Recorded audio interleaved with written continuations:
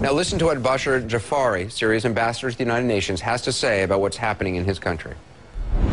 Mr. Ambassador, today President Obama called for President Assad to step down, saying, and I quote, that the future of Syria must be determined by its people, but President Bashar al-Assad is standing in their way. His calls for dialogue and reform have rung hollow, while he is imprisoning, torturing, and slaughtering his own people.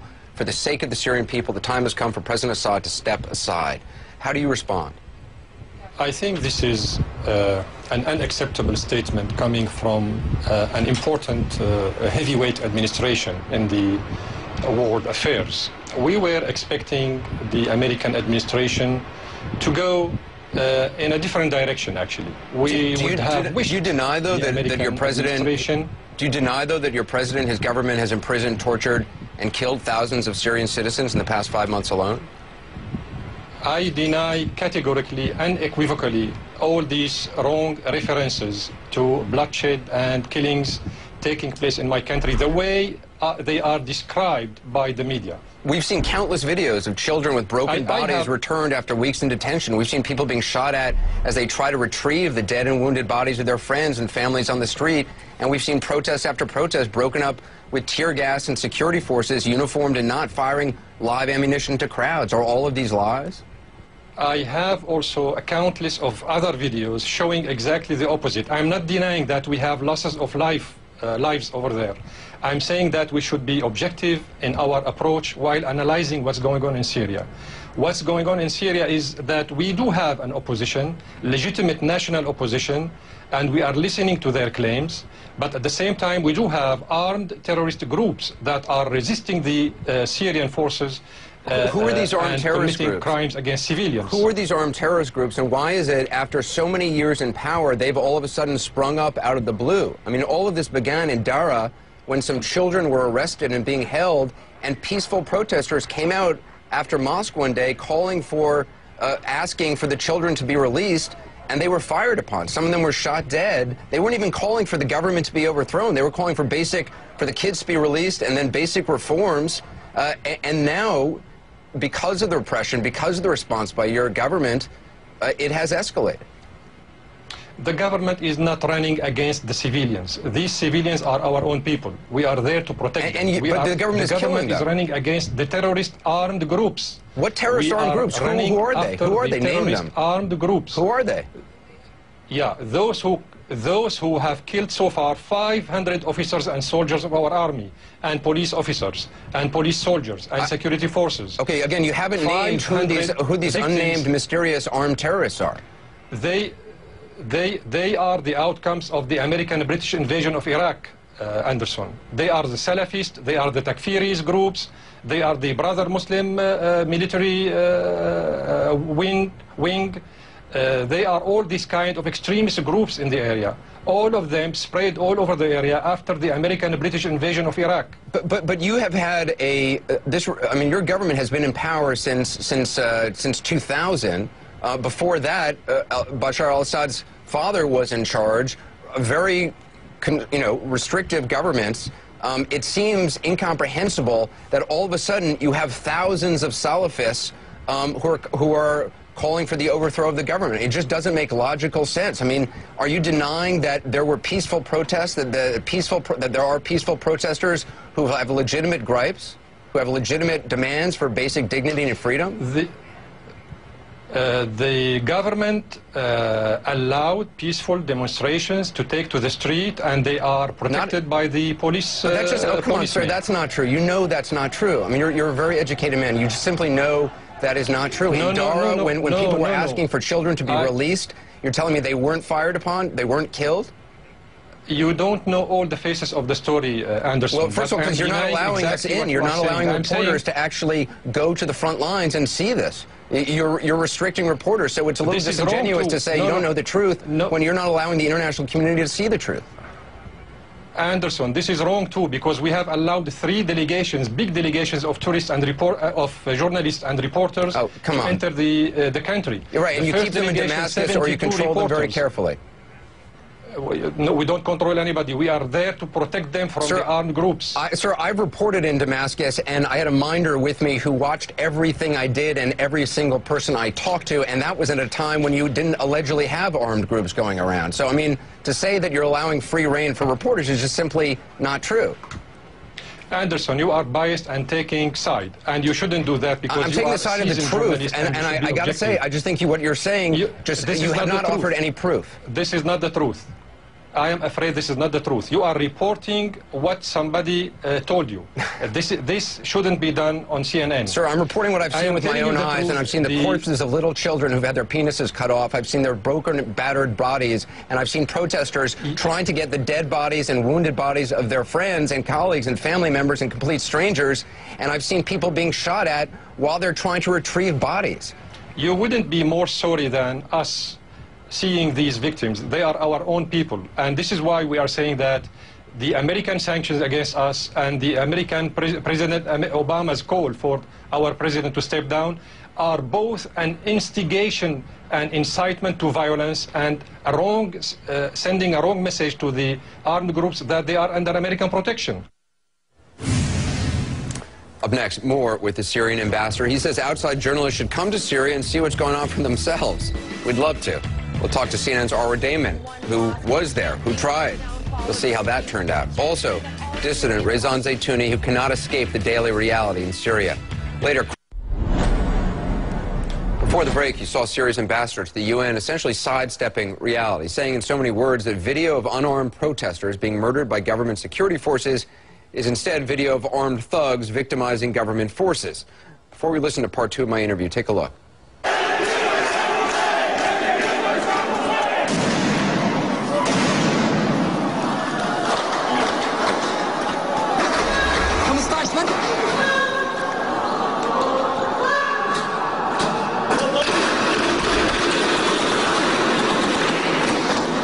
Looks like protesters being tear-gassed and then fired upon on the streets of Homs this week. The ambassador says that's not the case. He says outsiders simply can't understand what's going on. But keep it in mind, is this so hard to grasp or so easy to confuse with something else? Does it seem even remotely possible that in a total dictatorship, the tens of thousands of gun-toting thugs would suddenly emerge and suddenly be doing this? Remember, we've gotten images like this day after day, week after week, month after month, for 5 months running now. Is it possible, as the ambassador suggests, that none of them are what they seem? Do all of the human rights groups have it wrong? All of the countries now imposing sanctions, the UN, all of the brave people inside Syria daring to stand on the streets with dignity and call out for basic freedoms, all of those who've spoken out on this program, are they all making it up? If so, it would be one of the biggest conspiracies, the biggest lies the world has ever seen, which would make Bashar al-Assad history's greatest victim.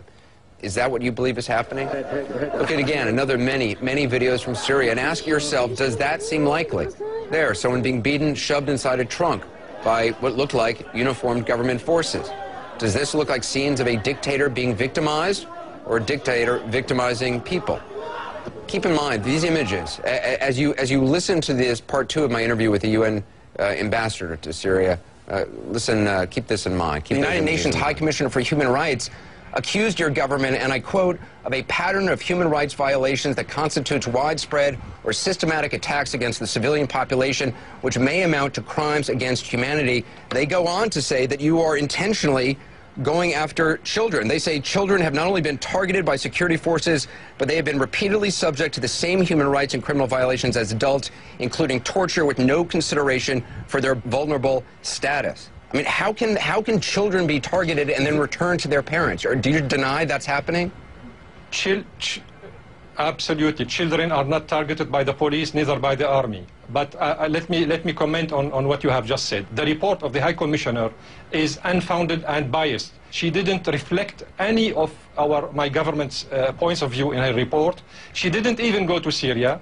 She just relied on reports coming from Syrian refugees in South Well, sir, Turkey. back in April, you yourself said that no international commission needed to come to Syria or was allowed to come to Syria because your government was perfectly capable of being transparent and doing your own investigations. But that certainly does not seem to be true.